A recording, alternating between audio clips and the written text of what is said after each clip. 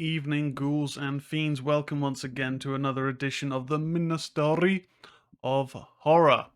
I'm your host, as per usual, Tez, and this is back to business as usual, a recorded show as at Monday, the 11th of November, 2024.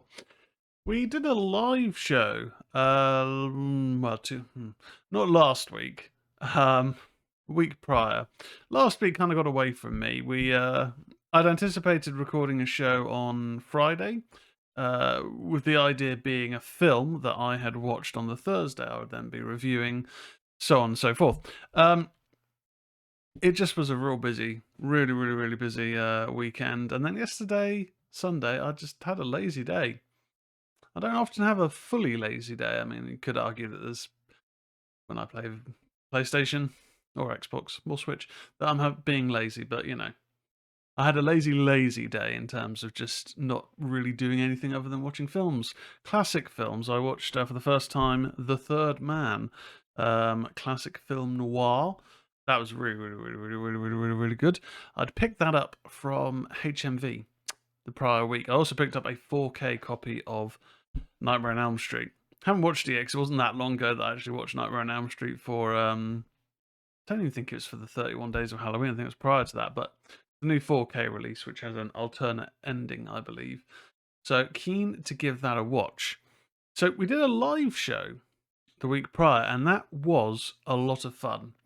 We also did our first attempt at a watch along, not watch parties. Watch parties are dead, but a watch along, and it was really fun. I mean, we had the regulars all in the live chat joining in, which is always a good time. It's been questioned in the Discord whether I'm returning to live streaming full time or if it was a one-off, and I kind of said it's neither one nor the other. The likelihood of me returning to stream, I never streamed full time before. I think in terms of the show used to be every week live. That's not.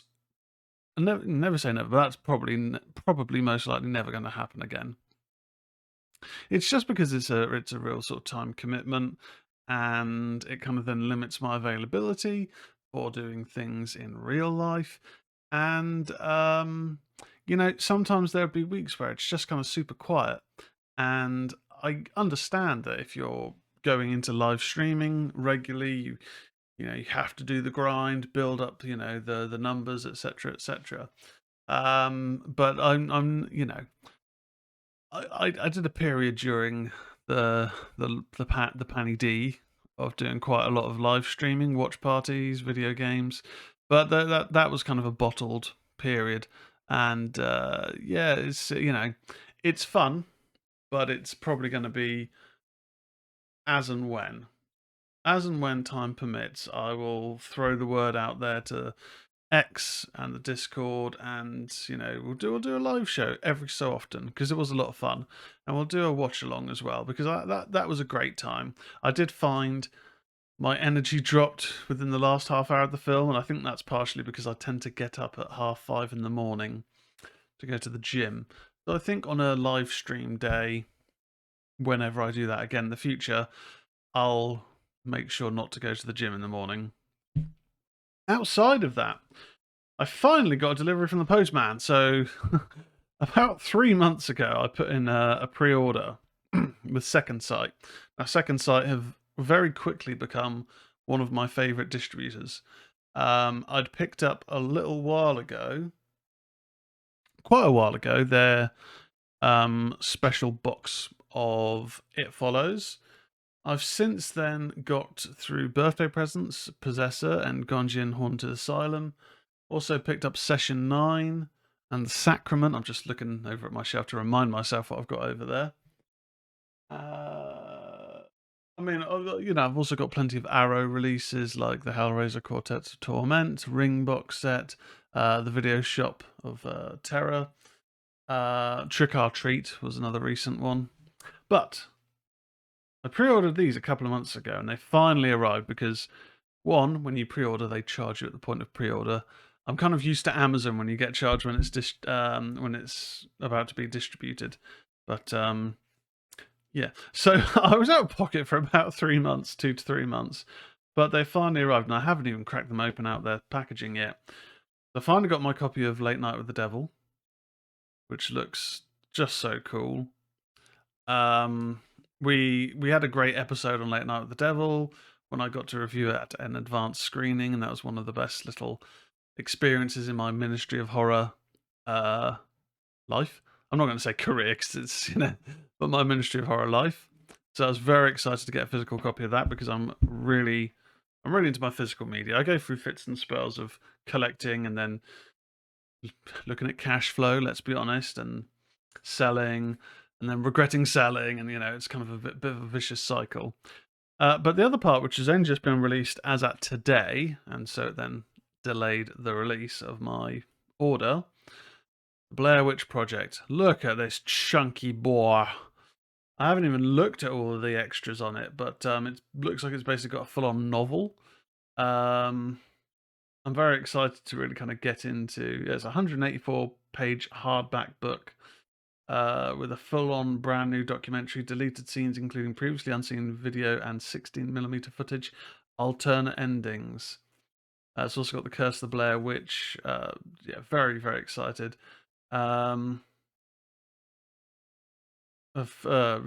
of the theatrical and festival cuts of the film.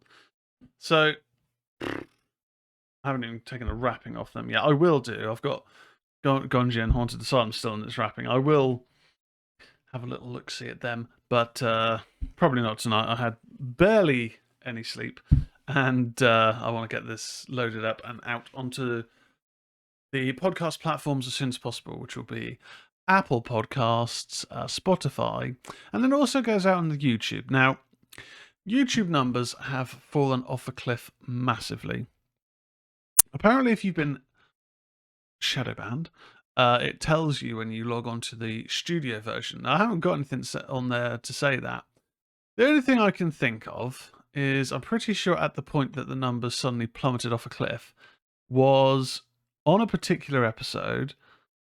We talked about a film, and in the film, there's a topic of someone, and I'm going to use the social media or the online content creation version of it, unalived themselves. This character in the film, or the topic was. And I used the S word in relation to that. And I've heard that, you can't say that online. But, I don't know how these things work. And it's technically what is discussed in the film. I use the terminology from the film. And I'm fairly certain that was on the episode where the numbers just suddenly plummeted from a pretty good for this channel number to nothing, basically. So, not sure what's going on there. We don't make money from YouTube anyway because the counts, in the grand scheme of things, are so low. But still, it's just a bit odd. It's a little bit disheartening, but it's one of those things. Who knows? We have a jam-packed show this week.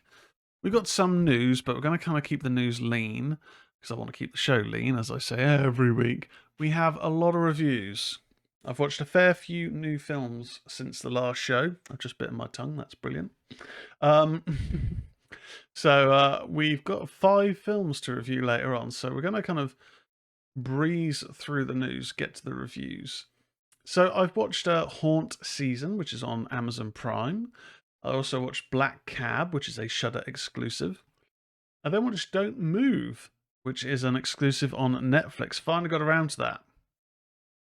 Today, I've watched, after work, The Substance.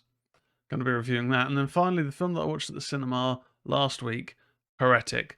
So, lots to discuss. Without further ado, Ghouls and Fiends, it's time to get into the horror news. And I've just realised I've got my desktop muted. So I was about to hit the button. You wouldn't have heard anything. Would have been very embarrassing. That's happened plenty of times in the past. Let's give this a try.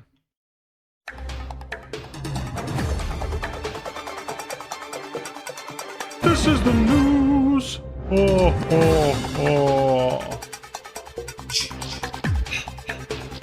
hang up on me again, I'll gut you like a fish, understand?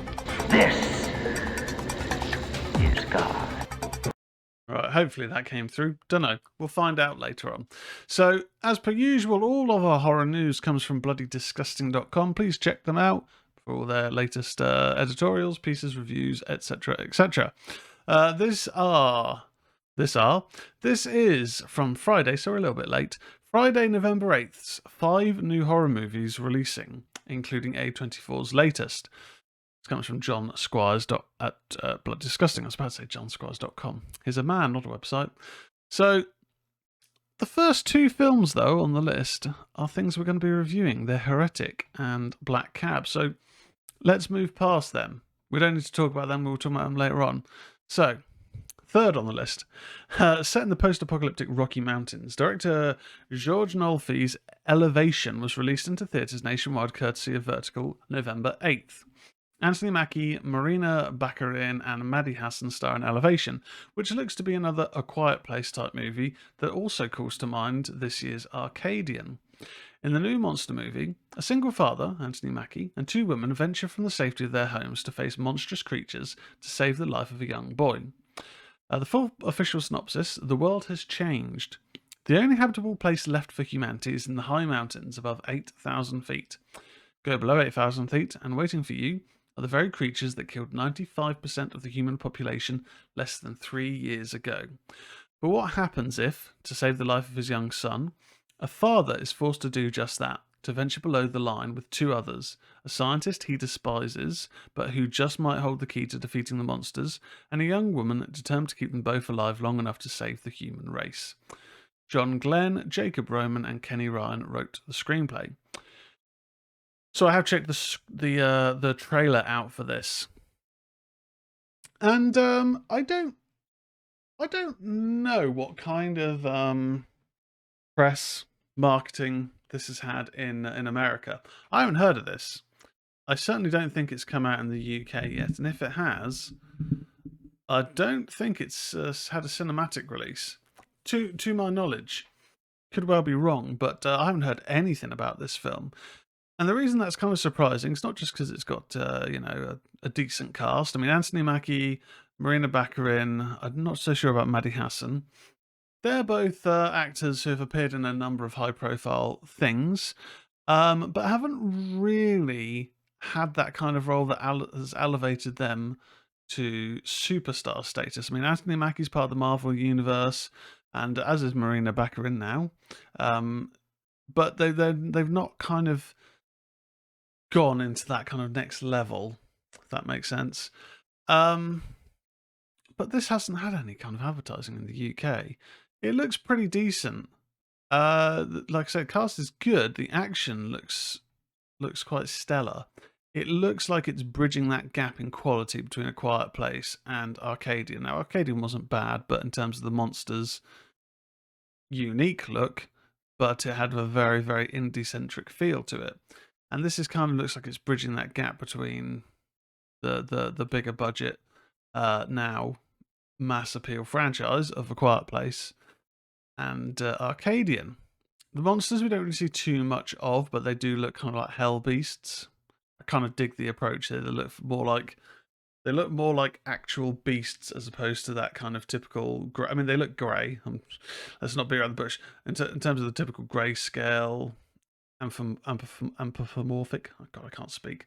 That's what happens when you bite your tongue 20 seconds into a show. But they don't look like the generic by the numbers monsters that we've had recently, which Arcadian again didn't look generic, but looked weird.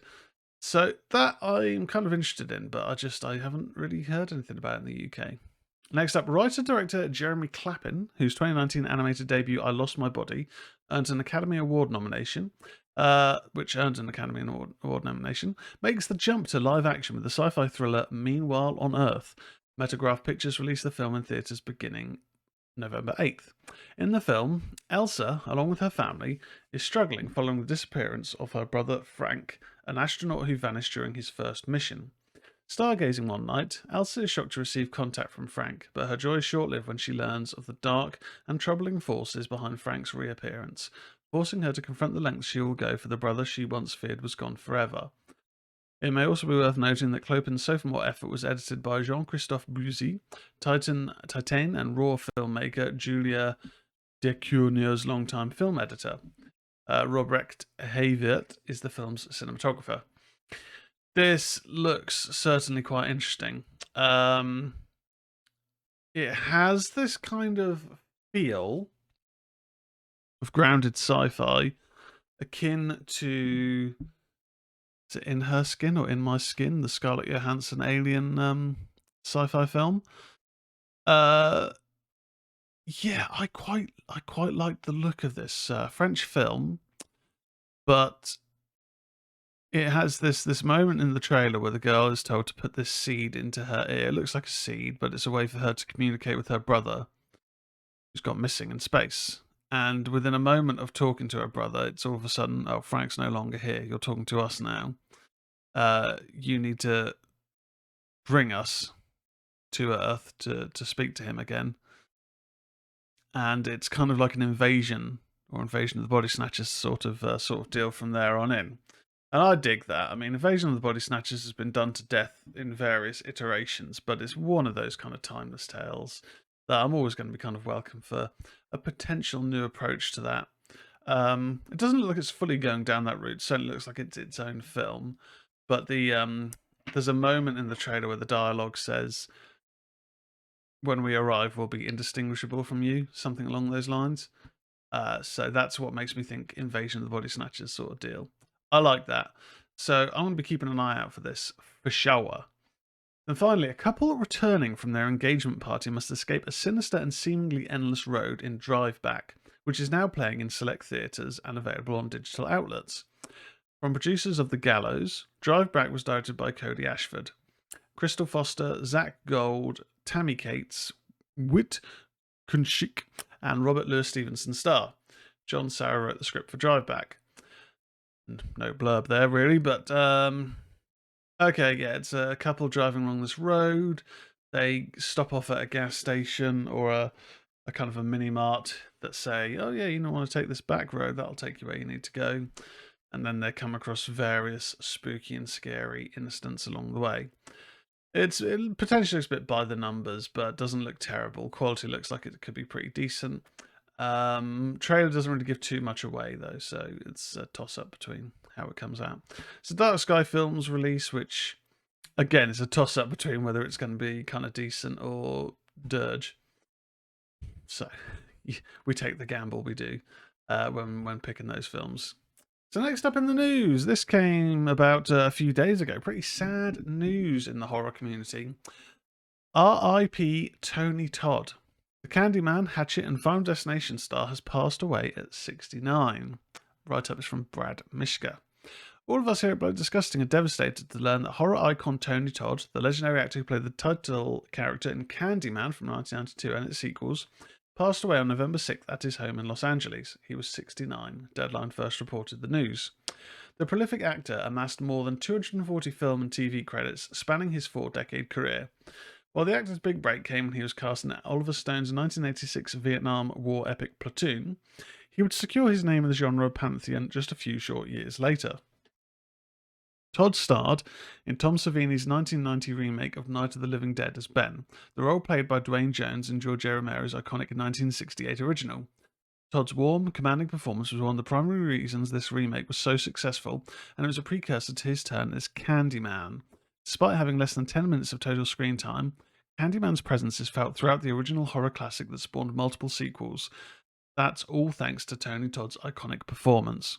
While speaking at Salem Horror Fest in 2023, the actor traced his affection for acting back to a high school English teacher who introduced him to William Shakespeare's The Tempest. It was like a light bulb went off. From that moment on, I knew that my whole life would be dedicated to portraying deep, enriched characters and representing my people that didn't come along with me or were stuck in a groove. So it's not just me sitting up here, it's everybody I ever knew. Todd also had an impactful role in the Final Destination films as Coroner William Bloodworth, who fans speculate is either the Grim Reaper or Satan himself. His mysterious, charismatic yet brief performance resonated with horror fans and made him a staple of the franchise. So much so that Final Destination 6 is speculated to dig into Bloodworth's backstory. It's clear that Todd loved the genre just as much as the fans, and its fans loved him.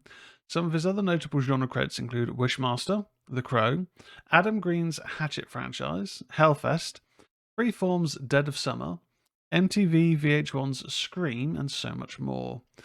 We'd also be remiss not to acknowledge his distinctive deep voice, which led to numerous voice acting roles, including Darkseid in the DC animated universe, and Venom in Insomniac Games' Marvel's Spider-Man 2.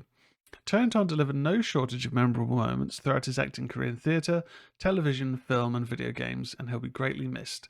We send our thoughts and prayers to all of Tony's friends and family. He is immortal to all of us. Yeah, very sad news. 69's far too young for anyone to go. So very sad to hear of that passing. I think I probably more fondly remember him from the Final Destination films. I've seen the first two Candyman films, or the first two Candymen. Never saw the third. I did see the remake that he does, or the requel that he appears very briefly in. And they're not really a franchise that I was that fussed with. The second one I thought was kind of poor, but the first one has its moments of creepiness. But no, The Living Dead is an absolute stone cold classic. It's quite an overlooked remake, and it shouldn't be because I think it is brilliant. And he's got quite a fun role in the Hatchet film series. I've only seen him in the first one, but I've only seen Hatchet and Victor Crowley, which I think is the fourth film. Don't think he was in Victor Crowley. But yeah, very sad news. Rest in peace, Tony Todd. Next up, the brand new Street Trash movie melts the rich on digital November 19th. John Squires writer. Blood Disgusting and Cineverse will release the horror film Street Trash, a brand new spiritual sequel to the 1980s cult classic, on digital outlets beginning November 19th. A reimagining of the 1987 classic, Street Trash is directed by Ryan Kruger, who also co-wrote the film with James C. Williamson, based on the original Street Trash movie by Roy Frumpkins and Jim Muro. Kruger also stars in the film alongside Sean Cameron Michael, Donna Cormack Thompson, Joe Vaz, Lloyd Martinez Newkirk, Shurya Meyer, Gary Green, and Warwick Greer. In the not too distant dystopian future of South Africa, the homeless crisis has reached such critical levels that the government has decided to liquidate the problem literally. It's up to a ragtag group of homeless individuals to fight back before the entire population of homeless people is rounded up and liquefied. Our reimagining of Street Trash takes place in Cape Town, South Africa, where the growing divide between rich and poor has changed the world as we know it, Kruger previews. I was a huge fan of the original Street Trash when I was a kid, and I couldn't be more thrilled to introduce a whole new generation to the melted gonzo goodness that made the original such a classic. Shot entirely on 35mm, the film was produced by Justin Martell and Matt Munjerides of US-based studio Not the Funeral Home, with original Street Trash producer Roy Frumpkins and director Jim Muro, along with Bad Dragon and genre film restoration outfit Vinegar Syndrome, all serving as executive producers. Chris McGurk, Brandon Hill, Brad Mishka, and Yolandas Marcias executive producer for Cineverse. The 1987 cult classic Street Trash was a darkly comedic, gritty horror film that has earned a dedicated following over the years due to its distinct style and unapologetically bizarre approach to storytelling. Directed by J. Michael Muro, the movie was set in the decaying and squalid streets of Brooklyn, New York, as it delves into the lives of various eccentric characters, each struggling to survive in their harsh and unforgiving environment. I've never actually seen the original Street Trash.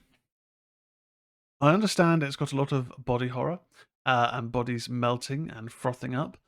But I've just never got around to seeing it. I'm not actually entirely sure if it is still on. I don't know if it was on Prime or if it was on Shudder. I did have the Arrow channel for a while, but I did cancel it just because I was never really watching it, so I didn't really see the point.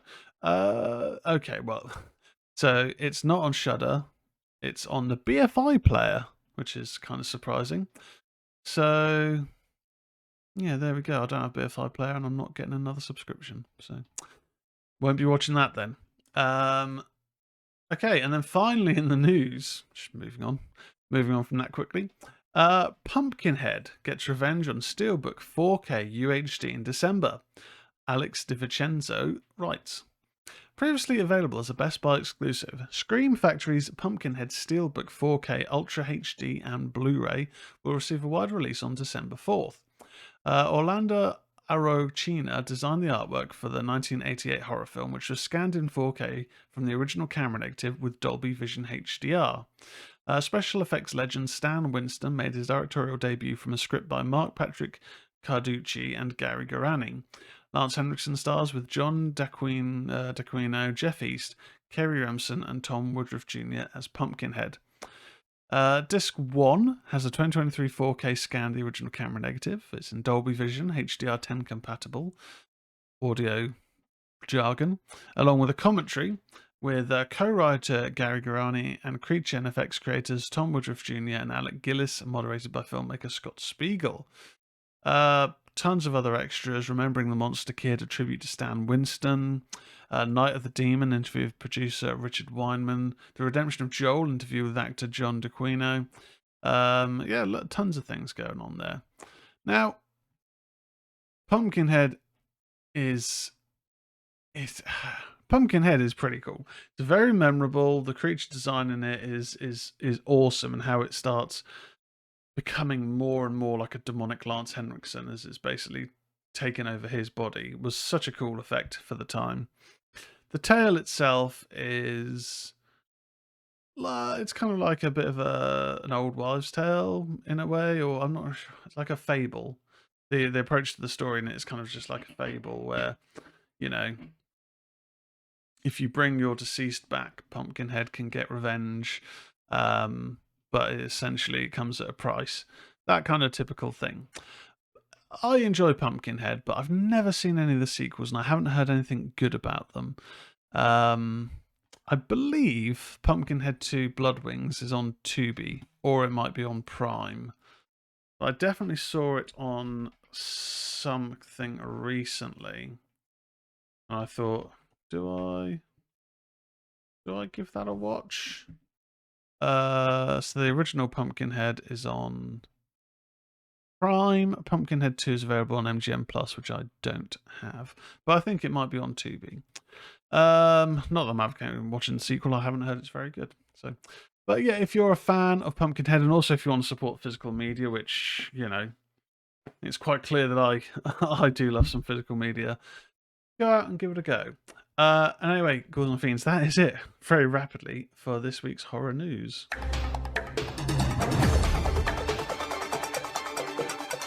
That was the news. Oh, oh, oh, oh, oh.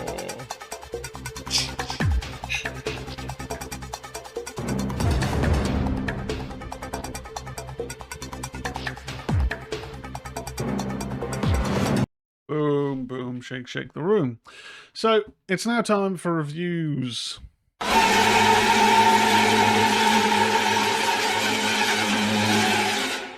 God damn, we got a ton of reviews. We're going to start off with Haunt Season. So, as with all the reviews, what I'll do is I will talk you through a bit about the film, a little bit of the plot, depending on what I can remember or what's available, the highs, the lows, and I'll give you a score out of 10. Haunt Season. Now, this I hadn't heard anything about this film. I happened to be looking through Prime, and Prime have been putting on a ton of horror films recently. I know. Why weren't they doing this when we were doing watch parties and watch parties were a thing? Don't know. But here we are. Although we can now do watch-alongs. I just tend to pick Prime for the ease. So, Haunt Season is a 2024 horror film directed by Jake Jarvie, who also wrote and produced. Had a limited theatrical release from Epic Pictures on October 4th, followed by a digital release on October 8th. So this stars Brent Bentley, Craig Benzine, Anna Dragovich, and Sarah Elizabeth. So the premise for the film: in the middle of a Halloween attraction, a masked killer begins killing cast members. That's kind of all we've got to go on here, so I'll talk a bit more about it. So the film opens with a girl in what looks to be a scene directly from a horror film being scalped for real. And we find that this woman was part of a group that do live action haunted houses. Now, here in the UK, we have a thing that I went to recently called The Haunt. No, The Howl, I should say. But also think, Halloween Horror Nights and those kind of haunted houses where you go from room to room and then actors are there that will make you jump and be performing scenes and that sort of thing. So straight away watching this, I was like, oh, okay, I've got like a bit of a nostalgia because I've really enjoyed The Howl. I've been 2 years in a row. And it's very much got that look and vibe.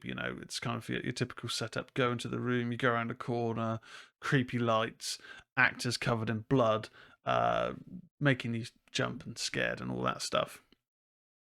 And we follow a woman, I believe it's Taylor, it doesn't really tell me here, who has joined to replace this missing woman in the role of the screamer. So her basic gist is she has to scream very loudly.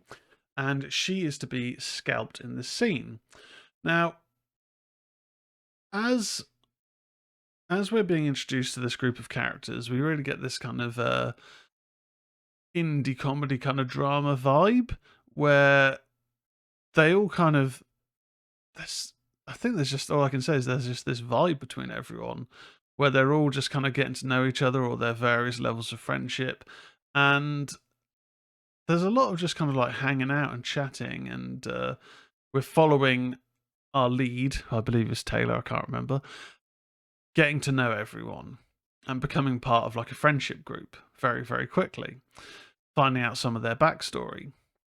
I did kind of enjoy that. But at the same point, we then also got some pretty gnarly kills. So at different points, people will be walking along or in various rooms and then get like a mark, like someone will touch them as they walk past, with leave a little blood on them. And that blood is kind of marking them to die next. And the way that they die, it tends to be in line with the character they're portraying or some line of dialogue earlier on. It's quite clever in that way. And the killer isn't just wearing a particular mask. There's not like this is the killer's signature look. They're taking on various different appearances throughout the film as it goes on. This film has some strong positives in there, in terms of there's a couple of very good chase sequences, and also the violence with chainsaws and stabbings and decapitations, things like that. There's a nice amount of variety there. But the pacing is the issue in this. Performances are decent, no one's particularly bad. A couple of funny performances here and there, and I did quite like the dialogue in terms of it did have that kind of indie feel to it, which I did like. But there are moments where it kind of feels like we're meandering a bit. I did wonder if maybe there were periods of this film that are kind of being stalled for time or padding to stretch out some moments. In particular, when the girl group, go off on a day together, and that just seems to slow down everything a little bit too much. I think we could have done with splitting those moments out between their group and then also maybe building some tension elsewhere. As the story progresses and we find out who is the killer, and obviously I'm not going to go into spoilers, there's like this hint of some greater goal that isn't really elaborated on. And you kind of feel that when things progress and things are revealed and actions are taken, that okay, is there going to be some next reveal and some greater plan going on? But there isn't. So it kind of felt like, what was the purpose of what was hinted at as a motivation? Again, try not to go into spoilers, but kind of felt a little bit of a missed opportunity. And I think if you were gonna hint at something there, you either go all in on it or you exemplify that this was a delusion, perhaps. And I don't feel that they did, personally. I still had fun with this though. I'm gonna give Haunt Season 6 out of 10. I mean, it's on Prime. It didn't cost me anything. Um, I think just the pacing could have done with rejigging it a bit. And I enjoyed the dialogue for the most part, and the performances along the way were generally quite good. There's a good tone of humour in there that worked. So 6 out of 10 for Haunt Season. Next up, we went with the Shudder exclusive, Black Cab. Black Cab's a 2024 horror thriller. Directed by Bruce Goodison, written by Virginia Gilbert, stars George Bucari, Nick Frost, and Sinov Carlson.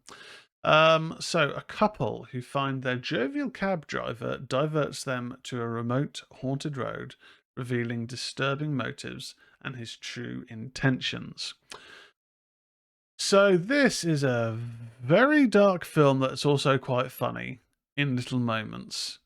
And that is particularly driven by a really good performance from Nick Frost. Now, people, if you maybe don't know the name Nick Frost, or you recognise it but aren't too sure where, Nick Frost is more commonly known for Spaced TV show, or specifically, I would say, the Cornetto trilogy of Edgar Wright films, mainly Shaun of the Dead, if we're talking in the horror realm.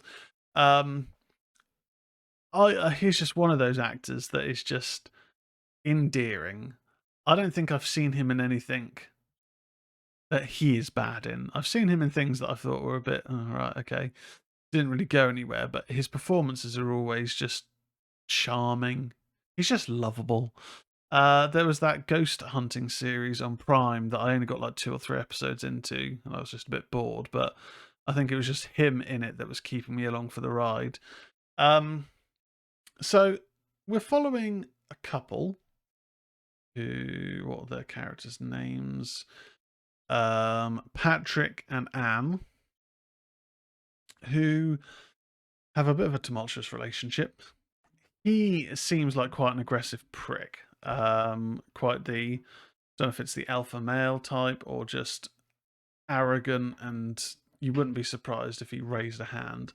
He doesn't in the film, but just his tone and the way that he talks to Anne specifically just makes you question him having any sort of morals.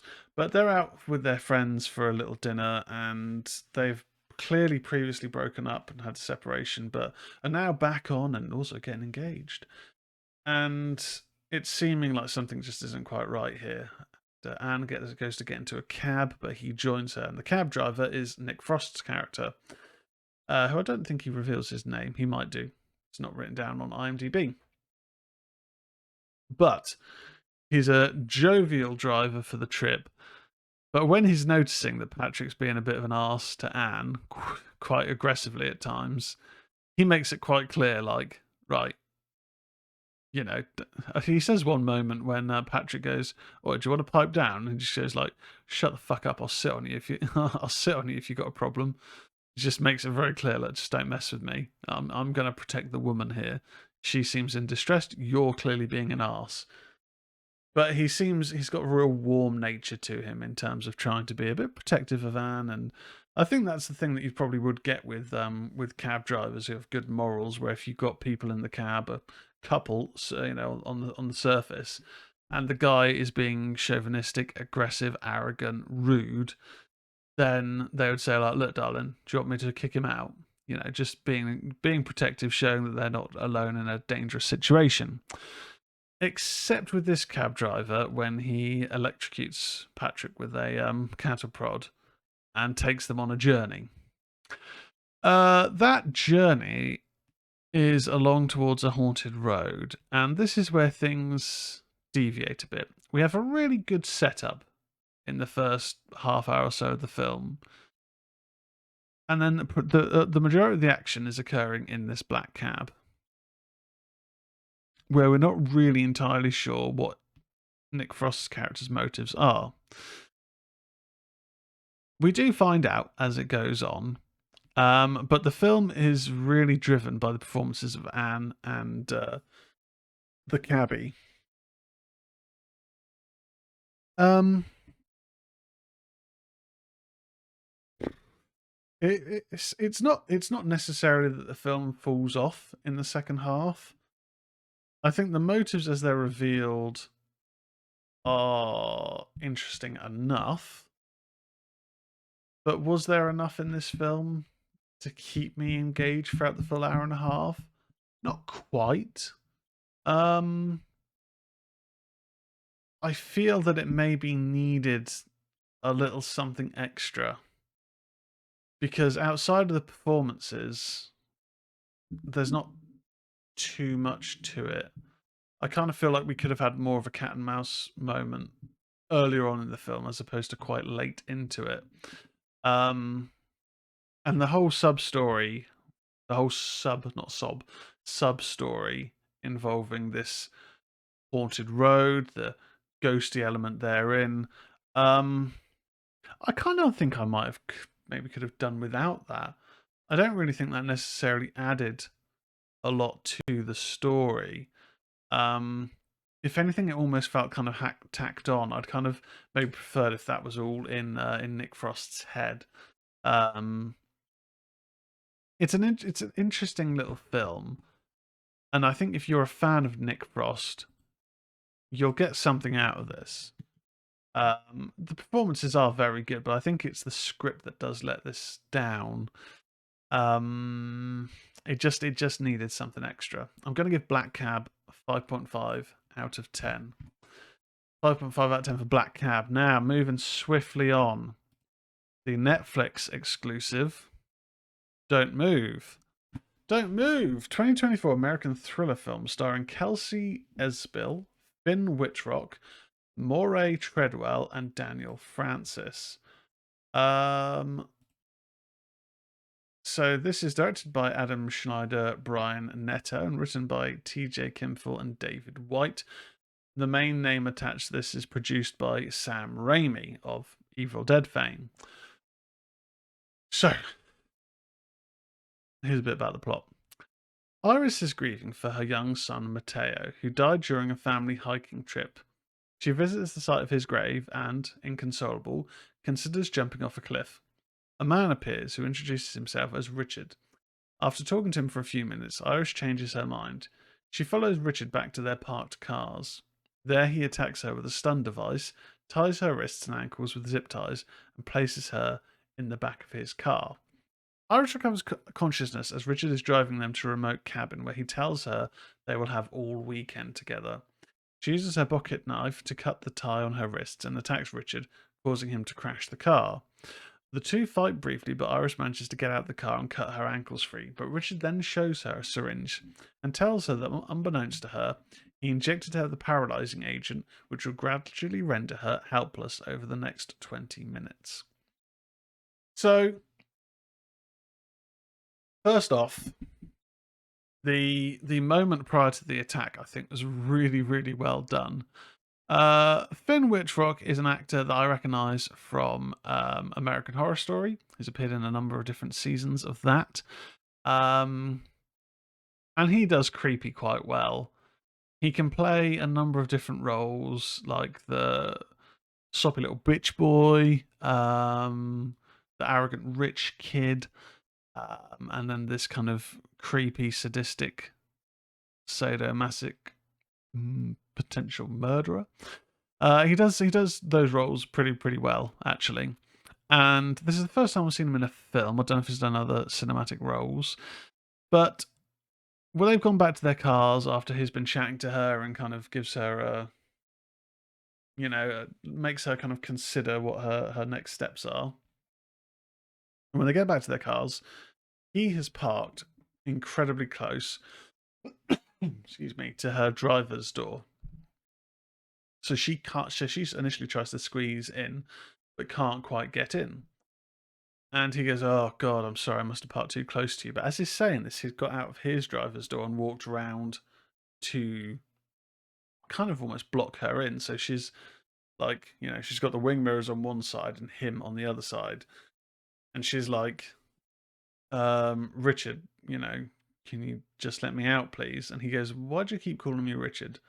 It's a really quite a nicely done creepy moment before he pulls out a stun gun and zaps her. Okay, so we got the general setup here, and if you've seen the trailers, you know the gist. her body is going to start shutting down over the next 20 minutes. And you may think then that this is going to be the focus of the entire film, is that, oh no, she's getting a bit further away, but various different body parts are shutting down, and will she be able to get an antidote in time? And or will he catch up to her? Blah blah blah. But it's over 20 minutes, and that almost kind of works in real time. I think maybe even slightly faster, because very quickly she is losing the ability to talk, losing the ability to move her legs and her hands independently. And before you know it, she's basically just all she can do is blink. And this really is a good old cat and mouse adventure, horror thriller. We got some great performances. There's a chap, Bill Murray Treadwell, as Bill, who tries to help out Iris. I think he was brilliant. He's only got quite a small role, but his interactions with Iris, and then when Richard, as he says his name is, arrives, I really enjoyed their dialogue, and the kind of the standoff that those two have. I thought that was very, very well done in this. The brief moments of violence are not overt, but are enough to kind of get you to wince. There's a moment with a stabbing of a knife straight through the calf. I thought that was pretty good because it just made you jump. There's also a moment where a chain being used on a car is used to hit someone in the head repeatedly. It's not done in a gratuitous way in terms of like showing too much, but it's done in a good enough way that it makes you jump a little bit. But I do enjoy a good cat and mouse chase film, and we are following her on her journey of essentially being at this guy's mercy. But then, after enough time passes, the effects that have made her essentially catatonic will slowly start to wear off. And it's in those moments where I think this film does shine, because you're just kind of going, come on, you've done this. Now all you've got to do is the next part. Come on, just do it. So I think when a film is getting you to kind of cheer on the character, it's doing a good job. I think the performances in this, as I mentioned, are all very, very good. The score is pretty good. It soars in places, and it adds real good moments of tension, especially during the scenes with Bill at his cabin. The finale works pretty well as well. Like, there's nothing in this film that let it down, really. I had a good time watching this, and it kept my attention from start to finish, which is rare for me. So I think that needs to be applauded. Did I think it was amazing? No, but I had a good time watching it. I think this for me was a solid 7 out of 10. I know I've probably given it quite a bit of praise, and you might be thinking, why haven't you given this like an 8 or something? I think it's just because where things do move at quite a rapid pace, there's only so far you can go, and it does a very good job of then going to a point and then moving into the next direction, which is kind of almost parallel backwards, but it works from a logical standpoint. Yeah, I think it's pretty good. I had a good time watching it. I'm giving it a 7 out of 10. Now, the penultimate film on today's reviews bonanza. What I watched today after work, The Substance. So, if people don't know, this film came out in the cinema this year. A lot of buzz about it, and it is now available to stream on the Mubi channel. Mubi, I think you can probably get a Mubi player, but I've watched it via Prime.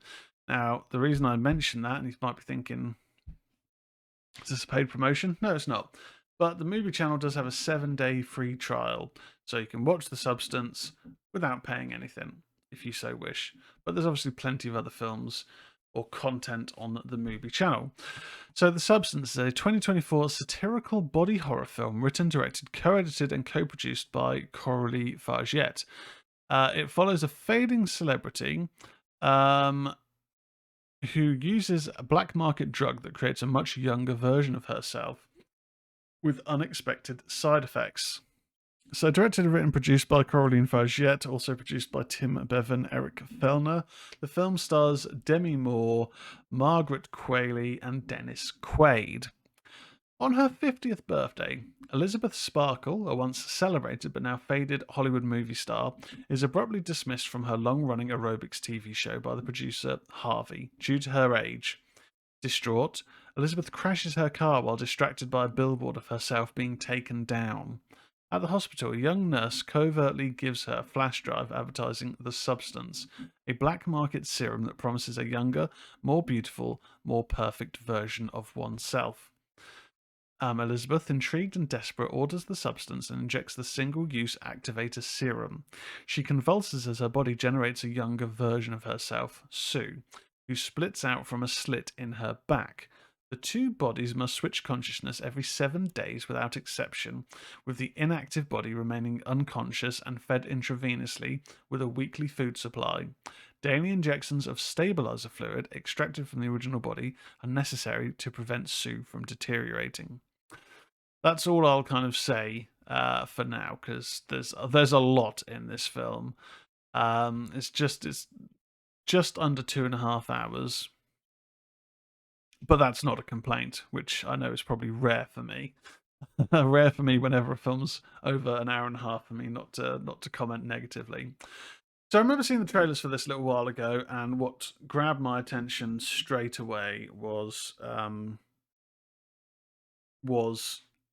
the clinical approach to the trailer. Big flashing text, big white rooms, massive, just a massive feel to this. Really, really, really interesting approach to it. And I decided, right, okay, let's give this a watch. I can get the Movie Channel for its free trial. Let's give it a try. And holy shit, I've heard good things about this. I've heard some mixed things, but generally quite positive reviews. And goddamn, this is dominated by the performances by particularly Demi Moore and Margaret Qualley.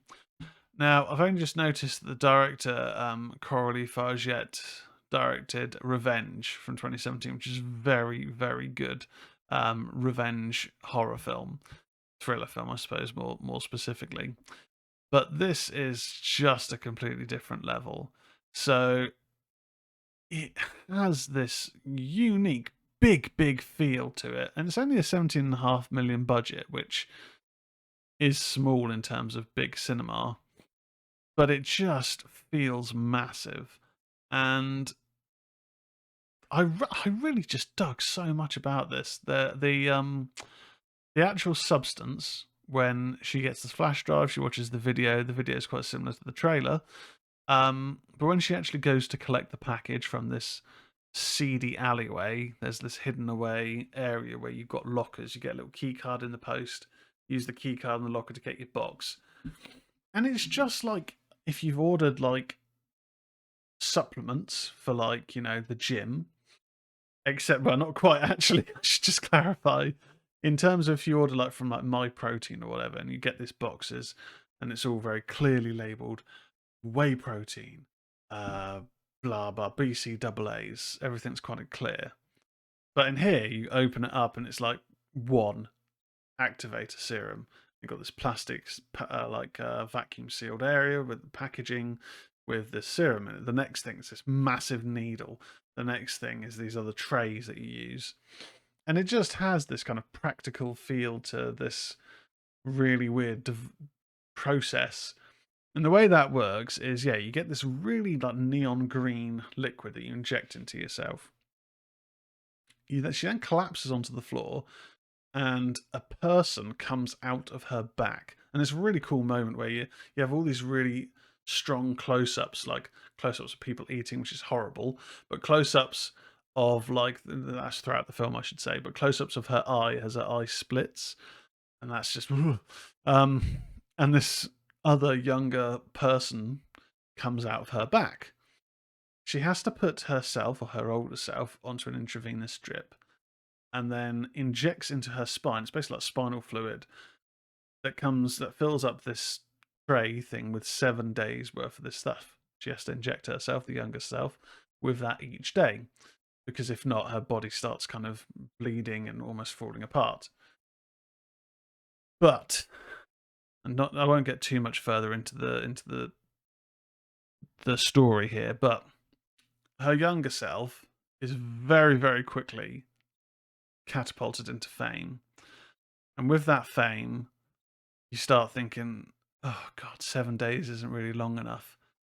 It's not really long enough. So maybe if I just take 1 extra day's worth of spinal fluid, I can then have 1 extra day. It's not a big deal. And then we can switch back, because after the 7 days are up, you then put in like an intravenous needle into yourself and into your old body, and that then wakes them up, and then they're back to normal. And then 7 days they can do the switch, so on and so forth. But fame is a powerful drug, and soon, as I say, 7 days isn't enough, and this is where things start rapidly deteriorating.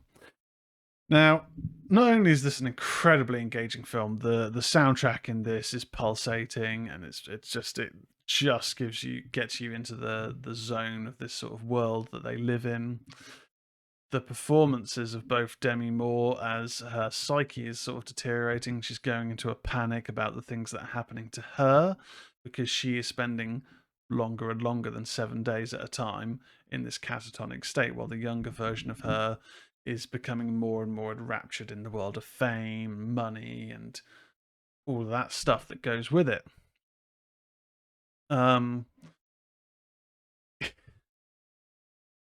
It really is a body horror film, because there's a few moments where you wonder, did that actually happen, or is that their psyche? Where things are taken out of body parts that shouldn't be there, like a chicken leg taken out of the belly button after appearing in the butt cheek. Yep, you did hear that correctly. And then it leads to not even like the last half hour, it's like the last 45 minutes is body horror insanity. It just when you think this film can't get weirder, it gets so much weirder. And then that gets weirder, and that gets even weirder from then on in. I thought this was brilliant. I mean, I did have to pause it because I'd had I'd ordered dinner.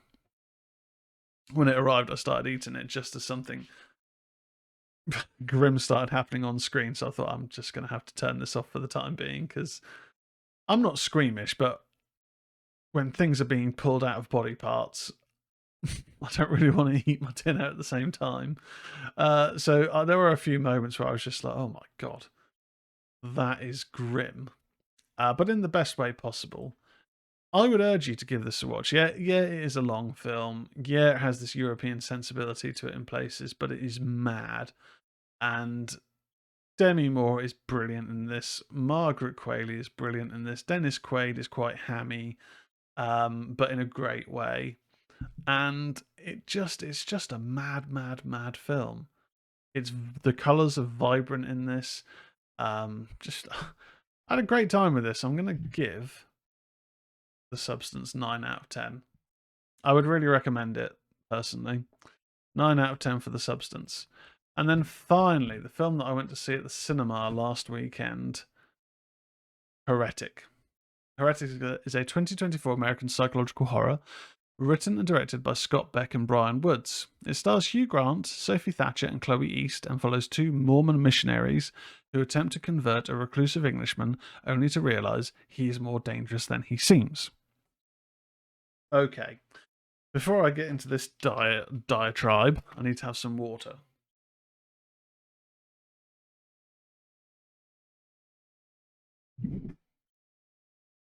Because discussing this film could go on as long as the dialogue in the film does. And that's probably me sort of bearing the lead a bit in terms of my feelings on this film. So, 2 missionaries of the Church of Jesus Christ of Latter-day Saints, Mormons, Barnes and Paxton, arrive at the home of a reclusive Englishman, Mr. Reed, after Barnes locks their bikes to his fence. They enter after being told Reed's wife is preparing a blueberry pie, and they begin to discuss religion, with Reed gradually making several uncomfortable comments about the Mormon faith and the nature of belief. After Reed steps out of the room, Barnes notices that the smell of a blueberry pie is from a candle, and the pair realise the front door is locked and they have no phone signal. Following Reed, they enter his study where he proceeds to give a threatening lecture on the nature of beliefs, stating that all religions are adaptations of one another, and claims to have found the one true religion. Offering their coats and promising he will not keep them if they wish to leave, he sadly states the front door is bolted, so they will have to leave another way. Barnes checks her pocket for the bike lock key, but it has somehow ended up in Paxton's coat instead. While Reed is distracted, Barnes slips Paxton a letter opener and tells her to attack at the code word magic underwear, a reference to a scene in the introduction when some young adults forcefully remove Paxton's skirt to see her temple garments. Reed gives the girls a choice of two doors, which he labels belief and disbelief, to go through in order to exit the house. One if they still believe in God, and one if they do not. Barnes rebels, refuting several of his claims before they both enter the belief door. Eventually, it is revealed that both doors lead to the same outcome.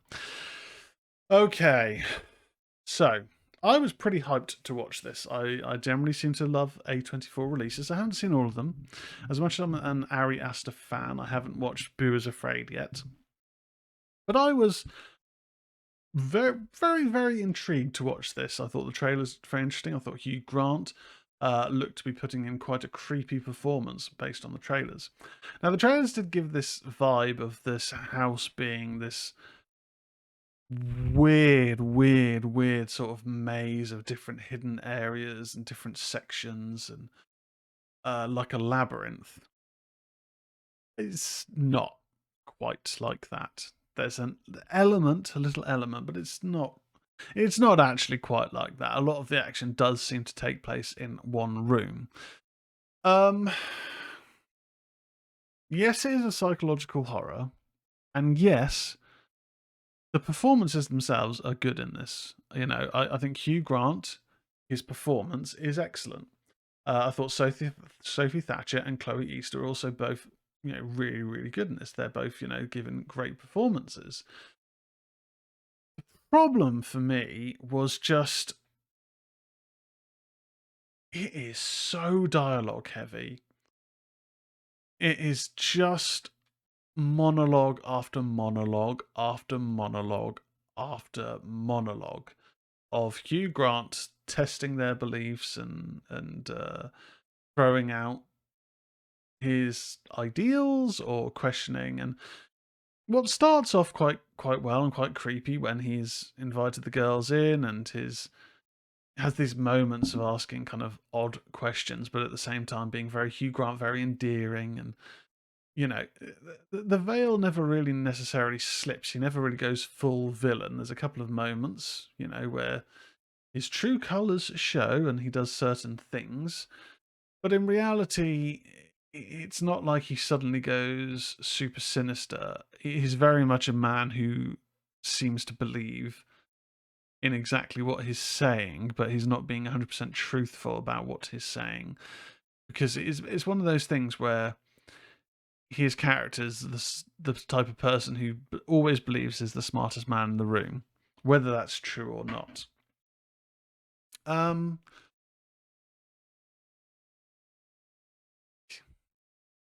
wanted to like this, but it was one of those films where by the end of it, I was just like, okay, right, I'm not entirely sure that I did like that. And then it's when you then talk to someone about it, you then start thinking, I didn't actually enjoy it. I didn't really like it. Do you know, I didn't really like it. It was just, it had potential there, but it just lost me. Not in terms of following the story, like, you know, I did read up on Reddit afterwards just to kind of wonder about a few things, and there's interesting enough theories out there that do make sense. You know, there's a lot of ambiguity in the final 20 minutes or so of the film, but for me, it was, it just came off a bit pretentious, to be honest. That's kind of how I ended the film, feeling that this was just a little bit pretentious for me. Initially, I was going to give it a 5.5 to a 6, but I think actually I'm going to give it a 5. I think the performances are great, sure, but it's the story, it's the lost potential. Maybe I hyped myself up too much for it. That's entirely possible, but yeah. I also just noticed in the cast list, I completely didn't recognize that Topher Grace played Elder Kennedy in it. I did not recognize him at all. So I did used to watch that 70s show back in the day. I always enjoyed him in that. Didn't recognize him.